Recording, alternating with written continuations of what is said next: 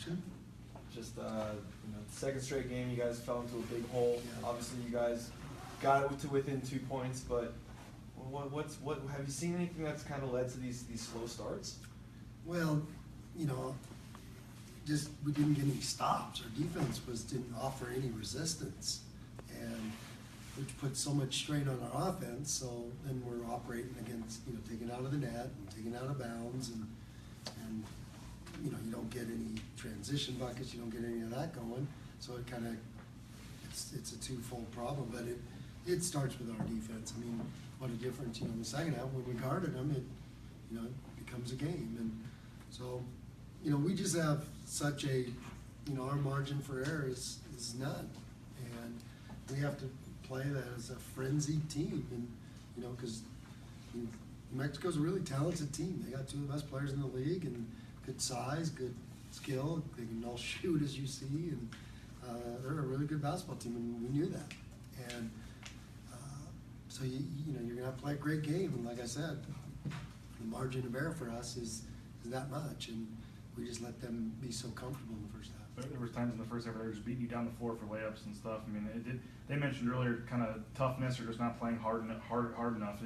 Is that kind of what you saw the difference first half to second half also? I always go back to the simple things and what you can control, and we can control how hard we play. Like we just have to play with like our hair's on fire. Otherwise, we're just not a very good team. You've said that before this year, that you guys have to be like junkyard dogs. You guys have to play it that hard, and it's easy to say. Is this a lesson that these guys have to learn by having it not happen and having a loss come from it?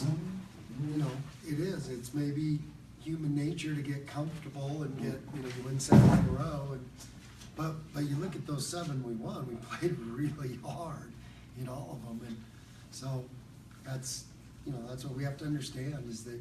And it's hard to live in that place, and we got a lot of young guys trying to do that and understand that, and this makes it crystal clear for them.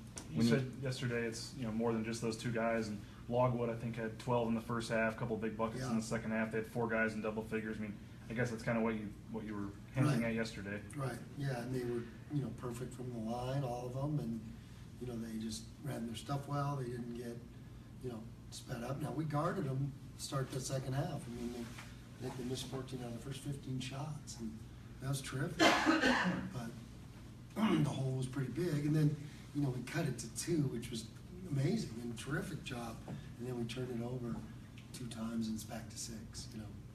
When you have a 7-game winning streak, and now back-to-back losses, what's the message? Because it's kind of a lot of wins, now back-to-back losses. I guess what's the message to the team at this point? Excuse me, my voice is terrible.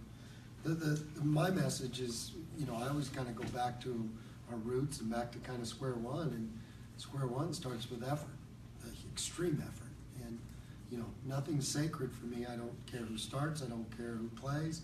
I just want guys that are going to play so hard, and we saw some of that in the second half. Earlier in the season, you talked about you just wanted to see the team put together 2 halves for a game. And, beginning of the year wasn't going so well, and then for 7 straight games, you guys have put together a solid 40 minutes. Yeah. The last 2, you've seen very, very different sorts of halves. Is it disheartening to kind of see the?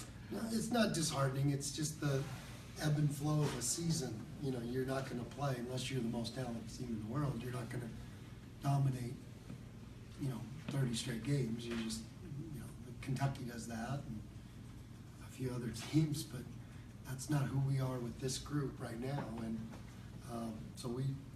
That's the thing, and so there's going to be ebbs and flows to the season, and we just have to figure out what we're doing well, what we can do well, and then build on that, and then get those things that we're not doing well and fix them. You guys struggled from 3 tonight, 5 of 23, and it seemed like, especially in the first half, they didn't give you a lot of easy looks. Yeah. I mean, defensively, it seemed like they played pretty well. Well, again, I think part of that goes back to us taking it out of the net every time, and some of our easy looks come when we get in transition. We get going downhill, and we got some pretty good looks in the second half, I thought, and we didn't make them. You got to make those, and it's a big part of our offense. We got to be able to make those, and we didn't tonight. We had about 4 of them just rattle in and out. That you got to do that. But again, I think it starts with our defense.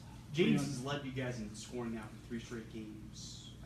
your senior's performances over these last couple of games. What's it mean to you to see him kind of taking off? Yeah, it's great, and we have a lot of confidence in him, and he's getting better and better, more comfortable, and he's playing good. He's playing really good. I thought he did a good job defensively tonight too. Made some big plays, and so that's great. I'm happy. There was a point during a timeout where it looked like Bob Staffen kind of ran into the huddle there, and there was an argument with Phil. What had happened there? No, he was talking to Marcus about he didn't want anybody talking trash, and we were pressing, so Marcus was just up into him. He wasn't talking to him, and so we cleared that up. There's no. I guess there were some people saying that the ref made contact with him or something. Was there any pushing, or did you see anything? Well, no, the ref just grabbed Marcus to talk to him. So. Okay, but it was no issue from what you. Okay. You mentioned obviously about their two players that everyone knows about. How much better is this Lobo team when they're getting two other guys like Sam Log with 16 points, Jordan Hunter 11, and Dane Kuiper's been the guy in the last several games. It's kind of been that other story. No, I mean they kind of picked up where they left off in that second half of Colorado State. That's what scared me. I saw that on film, and they were super efficient in that second half, just like they were against us in the first half.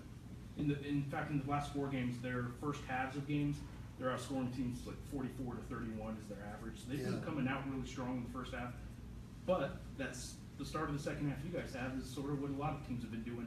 Is that something you talked to the team about, that they've led up? No, in we the just second half? we worried about us. We were focused on our, at halftime on our effort and what we were going to do different. And so I was proud of our guys the way they played second half. That was Broncos. So but that's where we have to live.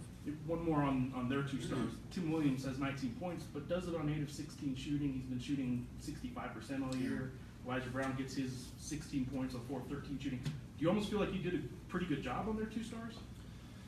Well, they're so hard to hold down. I mean, they make big baskets and they make big plays, and they're just really, really good players, and we know that. And they drive a hard bargain at you no matter what you do, and you got to kind of pick your poison a little bit. And now what's making them really good is, like you said, those other guys are getting the job done too. You mentioned those 2 turnovers there once you cut it to 2. How tough was that, and how tough is it when you make a big run like that and you use all that emotion to get, and then just to go? It seems like it's always tough for those teams to go over the hump there. Yeah, well, you got to get a shot off, and both the guys were open too, and we just missed it, and one got knocked out. And looked like it was our ball, and then we got a rebound that I thought was ours. But you're right there, and that's the hard part, because we'll second guess things on that. But that's where the momentum, you got to get a shot off at least, because we were scoring pretty efficiently. Looked like when you guys did add some pressure full court a little bit, it maybe added some energy to you guys. Yeah. Is that something that? Yeah, well, we just had no. They had 3 turnovers in the first half, and it was because of our ball pressure. We gave no resistance, and so we heated it up a little bit. I think it got our energy going.